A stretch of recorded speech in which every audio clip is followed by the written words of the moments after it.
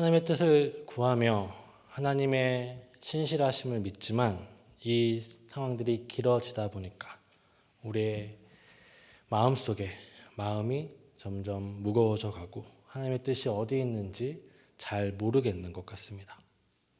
물론 이 코로나가 없더라도 우리의 삶을 돌아봤을 때 우리는 이런 마음을 느낍니다.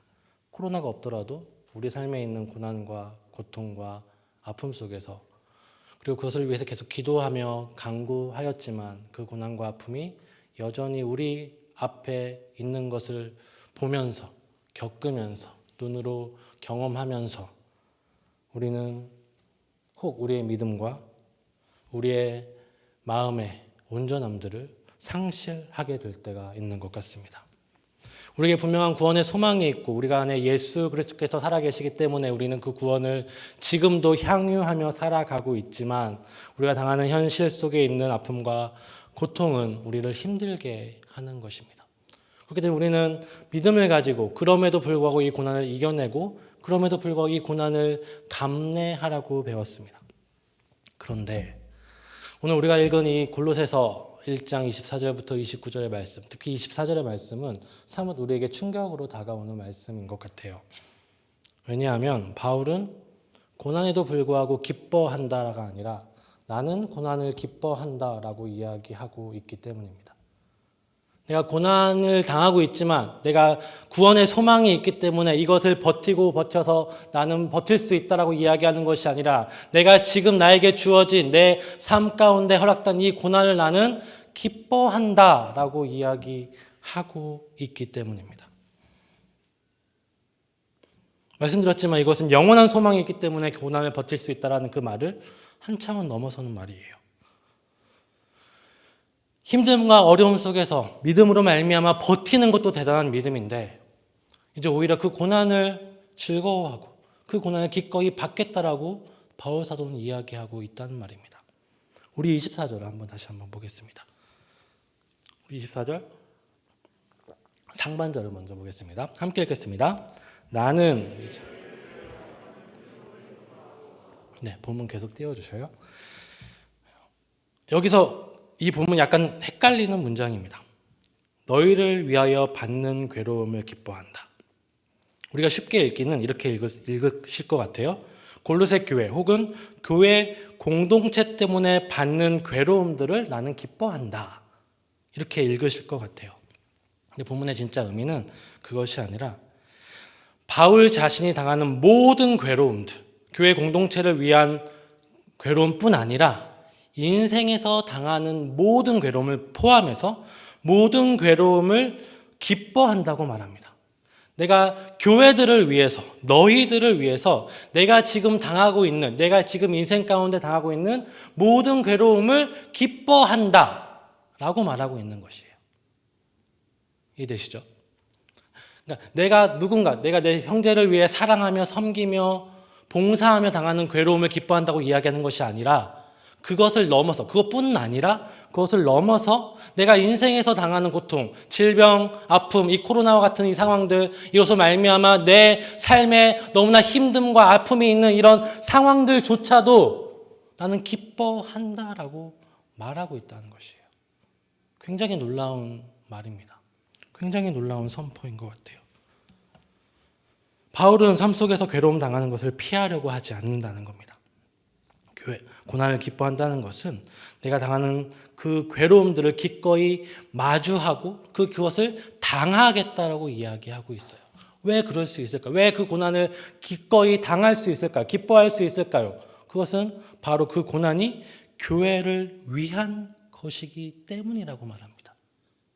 내가 누군가를 사랑하고 섬기고 정의와 공의를 행하면서 당하는 고난이 교회를 위한 것이 아니라 그것은 물론 교회를 위한 것이죠. 그런데 그것뿐 아니라 이 코로나도, 나의 질병도, 나의 실패도, 나의 연약함도 그것조차도 교회를 위하 나에게 주어진 것이기 때문에 나는 기뻐할 수 있다라고 말하고 있는 것입니다. 그래서 조심할 것은 고난을 기뻐한다는 의미는 고난을 받았음에도 불구하고 항상 웃고 행복하게 지낸다는 의미는 절대 아닙니다. 성경은 그런 가식을 원하지 않아요. 고난 속에 힘들어요. 바울도 고난 속에서 힘들어하고 아파하고 슬퍼합니다. 그런데 그 고난을 기꺼이 감내하겠다. 기꺼이 당당하게 담대하게 담담하게 이 고난을 마주하겠다라는 의미겠죠. 바울은 그럴 수 있다라고 이야기합니다. 내가 고난을 기뻐하는 것은 너희들을, 교회들을 위한 것이기 때문이다. 24절 상반절은 이렇게 읽으셔야 돼요. 이것은 그 다음 하반절에서 좀 더 강조되고 있습니다. 교회를 위하여 괴로움을 기꺼이 받겠다고 말하는 그 이유를 하반절에서 구체적으로 좀 더 구체적으로 이야기합니다. 우리 하반절을 함께 읽겠습니다. 그리스도의 남은 고난을 그의 몸된 교회를 위하여 내 육체에 채우노라. 그리스도의 남은 고난을 그의 몸된 교회를 위하여 내 육체에 채우노라. 바울은 교회를 위해 그리스도의 남은 고난을 자신의 육체에 채우겠다라고 말합니다. 여기서 상반절과 하반절은 병행되는 구절이에요. 그러니까 반복하는 거죠. 같은 말을 조금 더 구체적으로 반복하는 논리 전개 방식이라고 생각하시면 됩니다. 즉 무슨 말이냐면 바울이 당하는 괴로움과 그리스도의 남은 고난을 받는 것은 같은 것이죠. 여기서 그리스도의 남은 고난이란 말을 우리는 잘 생각해 봐야 돼요. 이 의미가 조금 어려운 의미입니다. 그래서 이 구절이 성경에서 난해 구절 중에 하나로 뽑히는데요.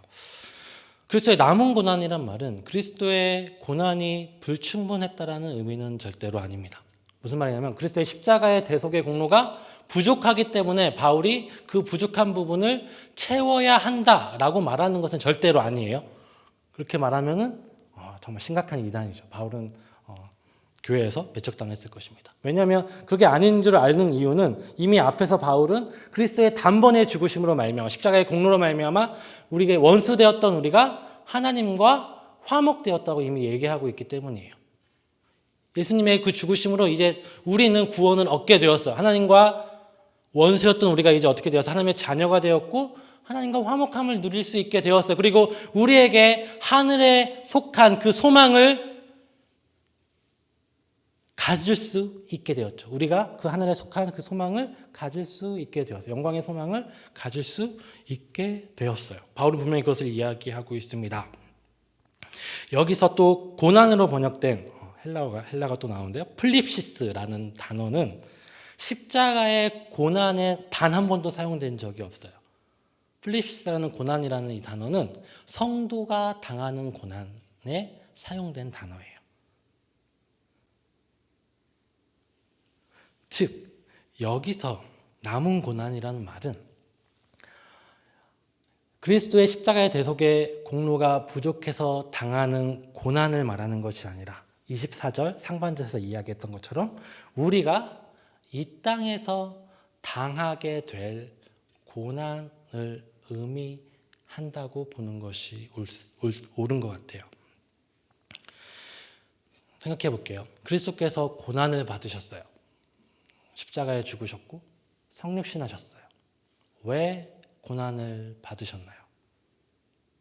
그리스도께서 고난을 받으신 이유는 우리를 구원하시기 위해서죠.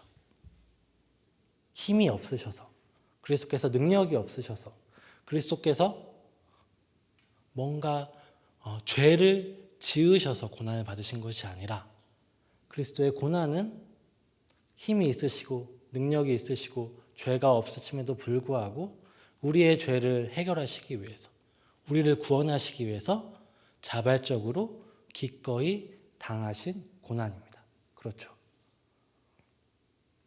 우리 이사야 53장 10절을 한번 읽어보도록 할게요. 함께 읽겠습니다. 여호와께서 그에게 상함을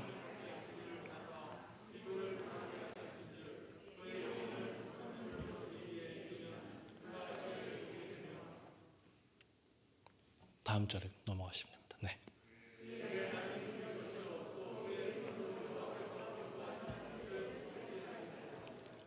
아멘. 이사야 53장 10절은 하나님께서 그의 아들 예수 그리스도께서 고난당하는 것을 원하셨다고 말합니다. 이 원하셨다라는 말은 히브리어로 하페츠로 기뻐하다는 뜻을 가지고 있어요. 우리 앞에서 봤던 괴로움을 기뻐하다 그런 의미와 동일한 의미이죠. 그러니까 예수님께서 고난 받으심을 너무 즐거워서 뛰면서 춤추셨다는 의미가 아니라 그 고난을 받으심을 기꺼이 원하셨고 능동적으로 그렇게 참여하셨다라는 의미라는 거죠.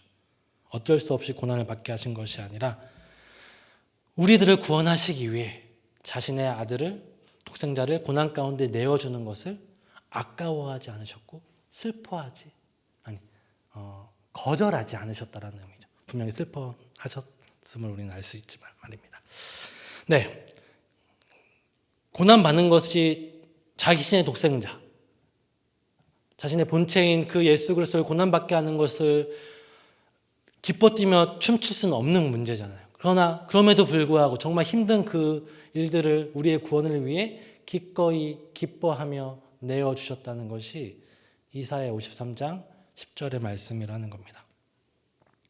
그리고 예수님은 하나님의 그 기뻐하신 뜻을 고난당하심으로 온전히 성취하셨습니다. 반대로 말해보면 예수님은 하나님과 같이 고난을 우리를 위해 기쁘게 받으신 것이죠. 예수님께서 기쁘게 받으신 고난을 통해서 우리는 구원을 받았습니다. 그의 상함으로, 그의 찔림으로 우리는 나음을 입었고 우리는 구원함을 얻게 된 것입니다.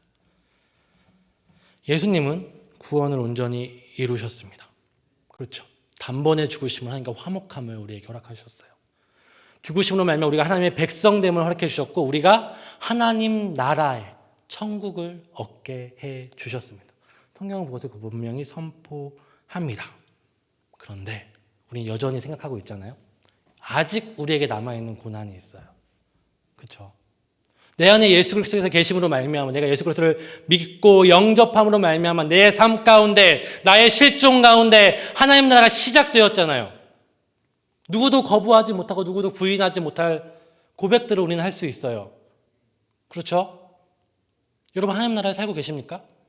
아니면 그냥 어쩔 수 없이 살고 죽어서 가는 그날만을 바라보며 살고 계십니까? 그럼 왜 자살하지 않으세요? 빨리 죽는 게 좋잖아요. 자살하면 천국 못 가니까요. 오직 그것 때문에 자살하지 못하는 것입니까? 그건 아니잖아요. 왜요? 지금 우리가 하나님 나라를 경험하고 있기 때문에 우리는 이 삶을 기뻐하며 감사하며 살아가고 있어요. 왜요? 내 안에 예수 그리스도께서 사셨기 때문에 그리스도께서 십자가에서 단번에 그 구원을 이루셨기 때문에 우리는 기뻐하며 이 삶을 살아가고 있는 것입니다. 그런데 우리 앞에 현실적인 아픔이 있어요. 질병이 있고 질병으로 인한 어려움과 아픔이 있고 실패로 인한 고통이 있고 코로나가 길어짐으로 말미암아 우리의 몸과 마음이 지쳐가고 있는 것은 사실이란 말입니다.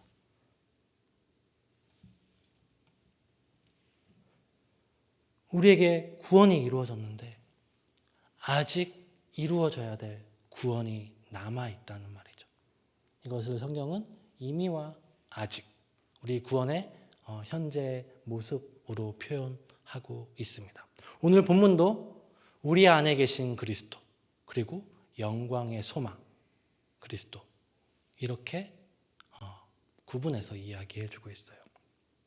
바울은 예수 그리스도로 말미암아 구원받는 그 구원의 영광이 비밀이었고 지금까지 감추어졌지만 예수 그리스도로 말미암아 드러났다라고 이야기합니다. 예수 그리스도를 믿는 성도들 가운데 드러났다고 얘기합니다. 그 비밀은 우리 안에 계신 그리스도이고 영광의 소망이신 그리스도입니다. 이중적인 모습을 그리고 있는 거예요. 구원의 비밀의 그 이중적인 모습을 분명히 보여주고 있는 어구가 이것이죠. 우리 안에 계신 그리스도, 예수님께서 우리 안에 계시기 때문에 우리는 천국을 누리며 살아가요. 하나님께서 주시는 풍성한 은혜를 누리면서 살아갑니다. 여러분이 이 자리에 나와서 하나님의 은혜를 누릴 수 있는 것도 여러분 가운데 예수 그리스도께서 계시기 때문이잖아요. 그렇죠? 옛날이었으면 예수님 오시기 전이었으면 여러분 다 죽었어요. 하나님 앞에 우리는 나올 수도 없잖아요. 하나님의 존재는 하나님 앞에 나와서 기도할 수조차 없는 존재였는데 내 안에 예수 그리스도께서 계시기 때문에 우리는 하나님 앞에 나아갈 수도 있고 우리의 범죄함에도 불구하고 담대하게 하나님께 기도할 수 있는 거예요. 예수님이 내 모든 죄를 해결해 주셨기 때문이죠. 그 은혜를 누리며 살아갑니다. 그런데 우리는 그 하나님의 통치 한가운데서, 하나님의 임재 한가운데서, 하나님이 주신 그 은혜의 풍성함 가운데서 하나님의 통치가 없고 하나님의 은혜가 없고 하나님의 은혜, 영광의 풍성함이 없는 그곳을 바라보고 있어요. 그것을 경험하고 느끼고 있다는 겁니다. 하나님을 인정하지 않는 이곳을 살아갑니다. 그래서 이 비밀은 아직 영광의 소망이라고 이야기해요. 우리가 바라봐야 할 것들이 완전히 성취되고 완전히 충만케 되고 우리의 모든 삶의 영역이 하나님의 통치가 이루어질 그 영광의 소망을 바라보며 살고 있습니다. 지금 구원을 누리고 있고 그리고 완전히 성취될 그 구원을 바라보며 살고 있습니다. 그것이 우리의 구원의 상태라는 거죠. 그리고 예수님께서 고난당하신 것은 그의 그 구원을 위해서라고 한다면 지금 우리가 구원을 받았지만 여전히 아직 당하는 고난들이 바로 바울이 이야기하는 그리스도의 남은 고난이라는 의미로 이해할 수 있다는 겁니다. 그리스도의 남은 고난이라는 것은 쉽게 말하면 이거예요. 제가 돌려서 말했지만 우리가 이 땅에서 당하고 있는 고난들이에요. 왜요? 예수님께서 우리에게 구원을 주셨어요. 단번에 고난 당하심으로 구원을 허락해 주셨어요. 우리 삶 가운데 구원이 완전히 이루어졌단 말이에요. 근데 여전히 우리는 구원받지 못한 것 같이 보여지는 현실과 상황을 마주한다는 겁니다. 이 상황이 그리스도의 남은 고난이라는 의미로 우리는 이해하셔야 되는 거죠. 그것을 바울은 기뻐한다라고 이야기합니다. 그 이유는 자신이 이것을 고난을 받는 것은 교회를 위한 것이기 때문입니다. 지금 내가 이 땅 가운데 구원을 받았지만 내 안에 예수 그리스도로 말미암아 기쁨과 충만한 가운데 살아가지만 그럼에도 불구하고 여전히 우리 삶 가운데 마주하는 고통과 아픔, 그것을 감내하는 이유는, 그것을 기꺼이 받아들이는 이유는 그 고난조차도 영광의 소망의 일부분이기 때문이죠. 그리스도의 남은 고난이기 때문입니다. 이렇게 생각해 볼게요. 예수님의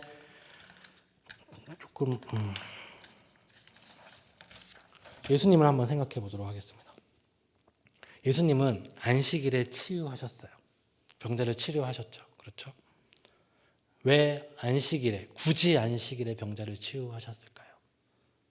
진정한 안식이 무엇인지 사람들에게 보여주기 위해서였죠.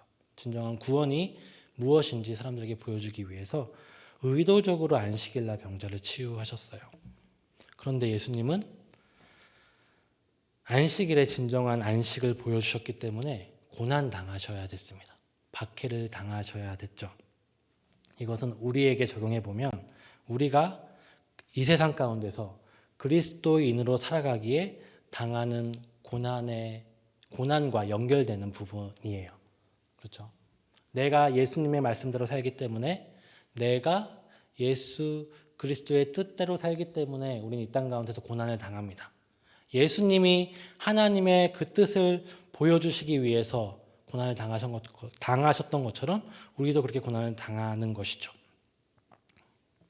우리가 이 땅에서 정의와 공의를 행하고 자비와 공의를 베풀 때 예수님처럼 고난을 당합니다. 이건 우리가 다 알고 있는 고난이에요. 근데 그 전에 생각해 볼게요. 예수님은 안식일날 안식하지 못한 사람들을 보셔야 됐습니다.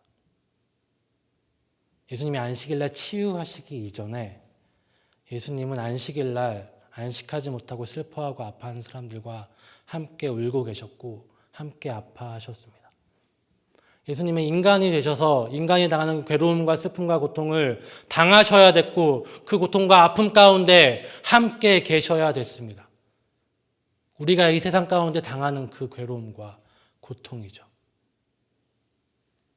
그리고 그 고통으로 말미암아 그 고통을 통하여 우리에게 구원을 허락하여 주셨습니다.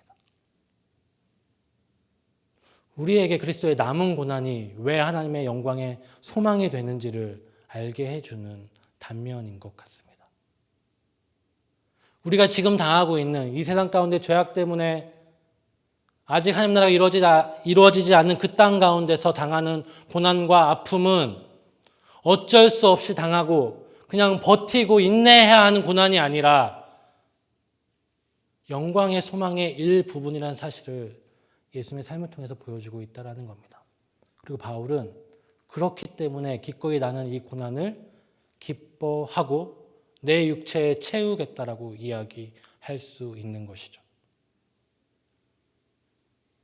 하나님께서 내 모든 것을 해결해 주실 것이기 때문에 내 삶을 신원하실 거기 때문에 나는 지금 힘들지만 버티겠습니다. 인내하겠습니다라고 말하는 것이 아니라 이 고난조차도 하나님의 영광의 소망의 일부분이고 내가 누려야 할 그 천국의 소망의 일부분이기 때문에 나는 이것을 마주할 것이고 나는 이것을 기쁘게 감당할 것이고 나는 이것을 떳떳하게 살아가겠습니다. 바울은 이렇게 이야기하고 있는 거예요. 이럴 수 있을까요?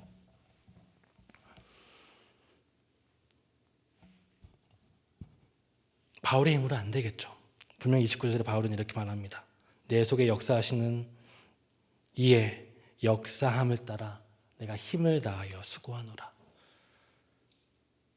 하나님이 주시는 그 구원의 능력과 은혜로 지금 이 힘든 한순간, 괴로움의 한순간을 기뻐하며 담대히 살아가는 것. 그것이 그의 바울의 모습이고 고백입니다. 이 마음으로 이제 바울은 자신의 사역을 감당하고 있음을 이야기합니다. 25절에 내가 교회의 일꾼 된 것은 하나님이 너희를 위하여 내게 주신 직분을 따라 하나님의 말씀을 이루려 함이다. 하나님의 말씀을 이루려 하는 것은 무엇입니까? 27절에 나타납니다. 이방인 가운데 그의 영광이 얼마나 풍성한지를 알게 하려 하심이라. 바울의 직분은 이방인 가운데 이 복음의 영광을 선포하는 것에 있어요. 바울은 이 직분을 온전히 감당할 것입니다. 감당할 것이라고 지금 골로새 교회 사람들에게 이야기하고 있습니다. 근데 이 이전에 중요한 바울의 마음가짐이 24절의 이야기예요. 이 고난 속에서 내가 당하는 모든 인생의 고난 속에서 나는 이 고난을 받는 것조차도 너희 모두를 위한 것임을 나는 생각하며 기쁘게 받겠다. 나의 사소한 고난과 사소한 일조차도 그리스도의 남은 고난을 채워가는 것임을 생각하며 나는 이 삶을 살아가겠다. 그런 마음을 가지고 내 직분을 온전히 감당해 가겠다라고 바울은 고백하고 있는 것입니다. 골로새 교회 사람들에게 내가 이렇게 너희를 위해 살고 있다는 것을 보여주고 있는 것이죠. 그리고 그것이 우리의 고백이어야 될 것 같습니다. 이 고난의 한가운데 속에서, 지금 코로나의 한가운데 속에서 이 코로나조차도 하나님의 말씀을 이루기 위해 영광의 그 소망의 일부분이라고 우리가 생각하고 지내왔다면 분명 이 땅은 많은 사람들은 하나님의 살아계심을 경험했을 것이고 우리 안에 계신 그리스도, 영광의 소망이신 그리스도를 깨닫게 되었을 것입니다. 근데 우리는 그러지 못했던 것 같아요. 너무나 많은 교회들이 이 고난 속에서, 아픔 속에서 누군가를 탓하기만 하고 누군가를 시기하기만 혹은 빨리 끝나기만을 바라던 우리들의 모습은 아니었는지 생각해 보게 되는 시간이었습니다. 이것조차도 하나님께서 우리에게 주신 것은 우리에게 영광의 소망이 무엇인지를 알게 하기 위함이었던 것 같아요. 이것조차도 이것을 통해서 하나님은 우리가 더 많이 아파하고 더 많이 슬퍼하고 더 많이 애통하면서 그 사람들 가운데 하나님의 사랑이 얼마나 큰지, 하나님의 은혜가 얼마나 큰지를 보여주기 위한 통로가 아니었는지 생각해 봅니다. 우리 교회는 참 잘한 것 같아요. 그래도 그렇죠. 그래도 아파하는 사람과 함께 안파하려고 했고, 우는 사람과 함께 울려고 했고, 그 사람들에게 그럼에도 불구하고 복음을 전하라고 했고, 우리 각 개인도 그렇게 하셨으면 좋겠습니다. 이 힘듦에 집중하는 것이 아니라 우리에게 주신 이 고난이 그리스도의 남은 고난임을 기억하고 우리의 고난을 통해서 하나님의 영광이 드러날 수 있음을, 천국의 그 소망이 경험될 수 있음을 기억하면서 이 고난을 기뻐하는 우리들이 되었으면 좋겠습니다.